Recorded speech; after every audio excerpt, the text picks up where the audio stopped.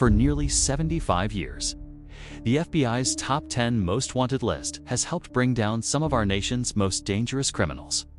What makes this list special is that it only features criminals the FBI considers especially serious threats to society. And to get on it, you essentially have to do something extremely heinous or possess a very extensive record of major crimes. The story behind this list goes back to 1949, when a reporter asked the FBI to list out the 10 toughest guys they were trying to catch, so they could ask the public for help. After obtaining the list, the reporter published these criminals' pictures on the front page of the Washington Daily News, and the rest is history. Since then, the FBI has been able to catch nearly 500 wanted fugitives thanks to public tips. These are the current criminals on the list. Ruja Ignatova, in 2016. Bulgarian entrepreneur Ruja Ignatova stepped onto the stage in a beautiful red dress at the CoinRush global event in Wembley, London, to talk about her vision for the future of her crypto company, OneCoin. During the presentation, she claimed that within 2 years, everyone would forget about Bitcoin and that OneCoin would dominate the crypto world as the one true cryptocurrency. It's hard to imagine that any of her excited, applauding investors knew they were stepping into what was later described by the New York Times as one of the biggest scams in history.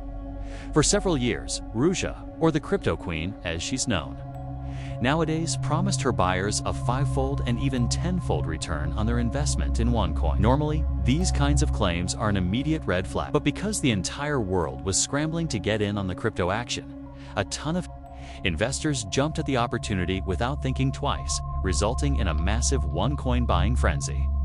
Between 2014 and 2016, OneCoin raked in more than $4 billion from unsuspecting investors, with more than $50 million coming from investors in the US. As investors learned when they bought into OneCoin, the company was essentially a pyramid scheme, in which they were rewarded for recruiting their friends to buy in as well. And for a while, the shady multi-level marketing model seemed to be working for Ruja. However, in 2016, a lot of investors started complaining that they were really struggling to sell their OneCoin, and that they didn't see how they'd ever recoup their investments. Word started to spread online that OneCoin was a scam, which drew the attention of both the media and federal investigators. Unfortunately, it was a little too late by then.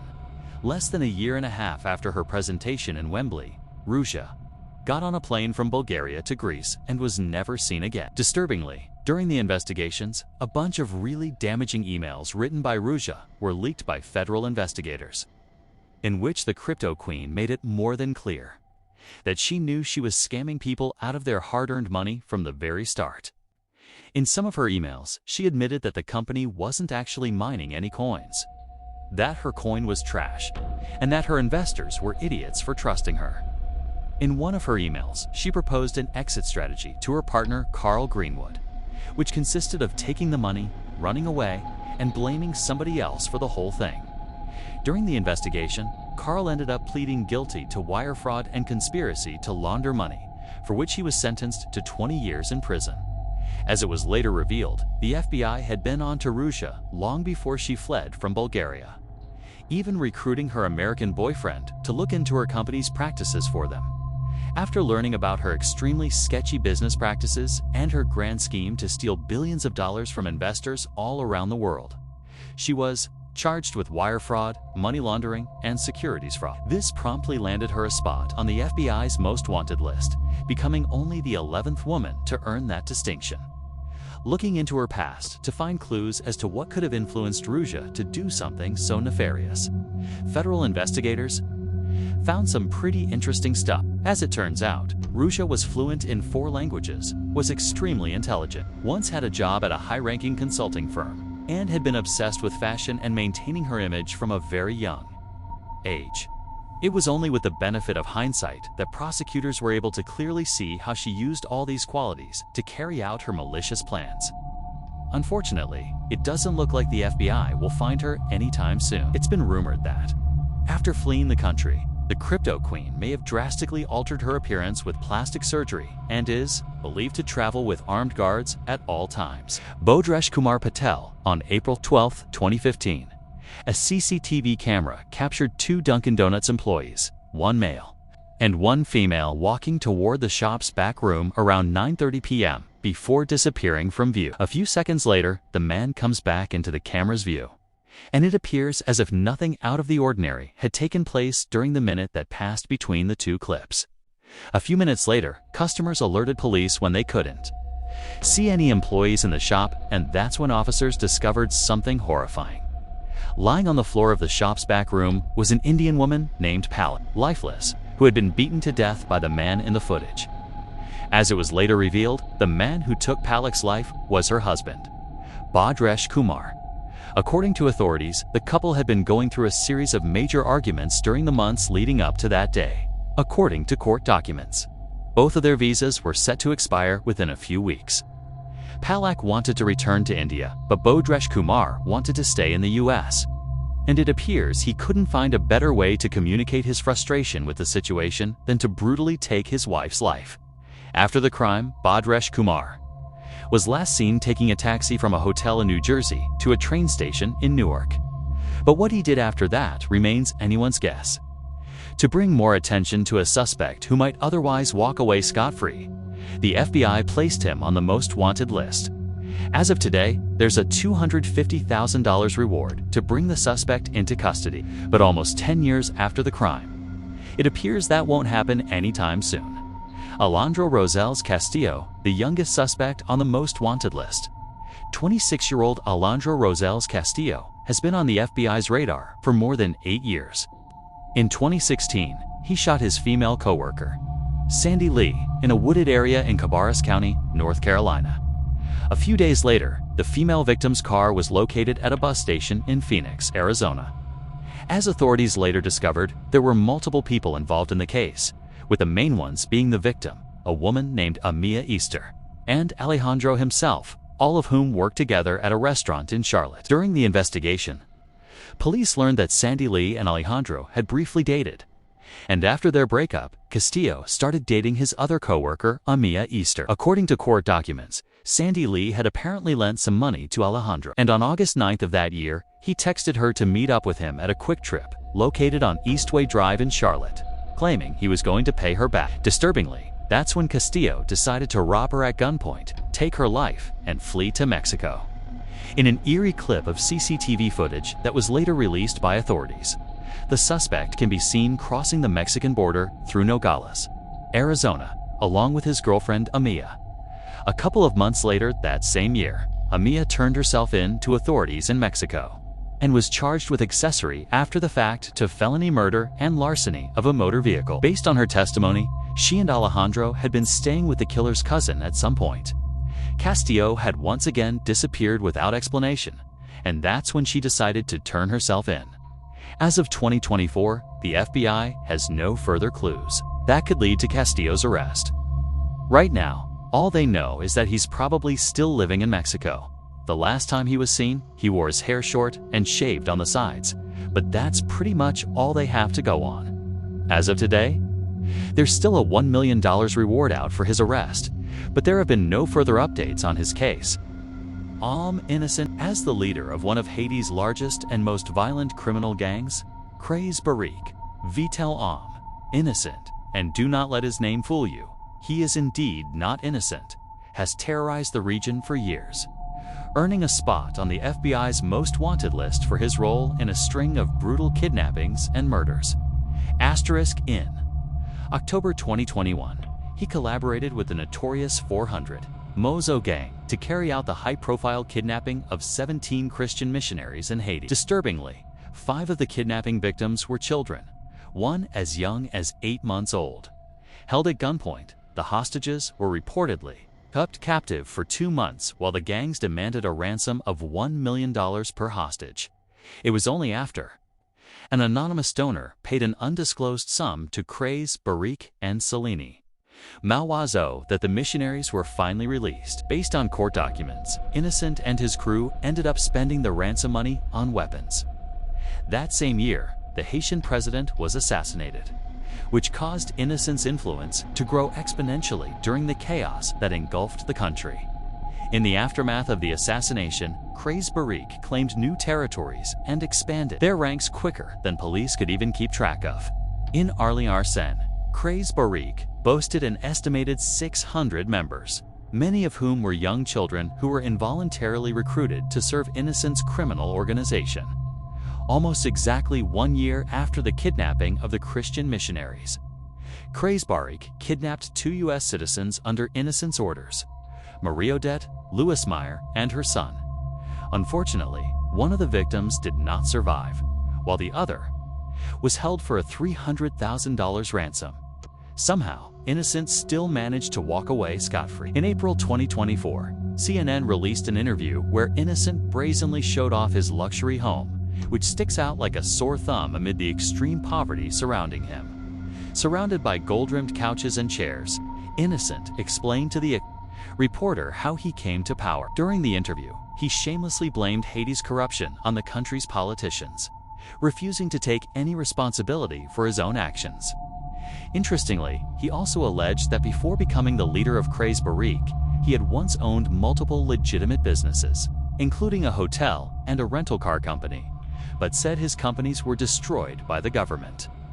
According to multiple crime analysts, Innocent was once a political activist before he turned to violent crime to maximize his influence.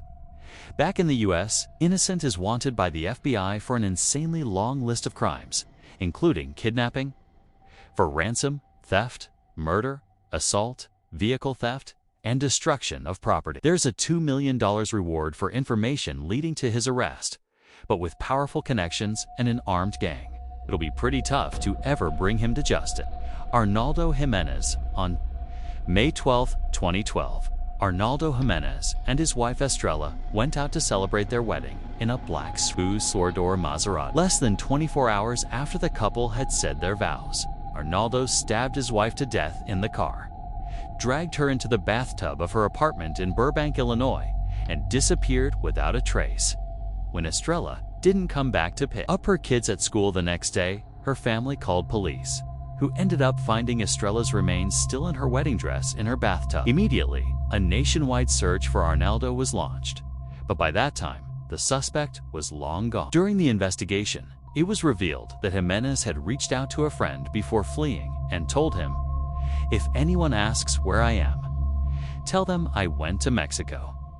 Since then, authorities have received multiple tips that Jimenez may have fled to Durango or Guadalajara, Mexico, where he's believed to be hiding out with family members. Initially, a $100,000 reward was issued for anyone with information that could lead to his arrest, but for years after he was placed on the most wanted list, the FBI increased the reward to $250,000.